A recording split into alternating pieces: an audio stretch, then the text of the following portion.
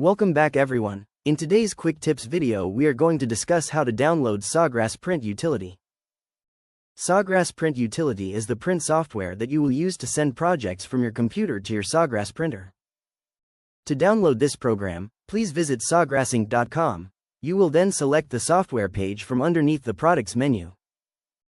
Once this page has loaded, you will choose the appropriate download option depending on the operating system of your computer. Please be aware that Sawgrass print utility only works with newer operating systems, so check to see if your system meets the requirements before downloading. After selecting download, this will launch the download process.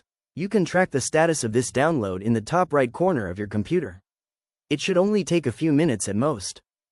If you run into any issues during the download process, please make sure that you have appropriate system access to perform this download. If you are attempting to download print utility onto a school or work computer, you may need additional administration privileges to finish the download.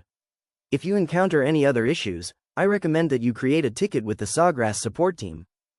Now that the download setup is complete, we will launch the final steps of the installation. Please select the downloaded file and follow through the prompts that appear on the screen. Once the install is finished, you can then launch Sawgrass print utility. The print utility application is now saved to your computer.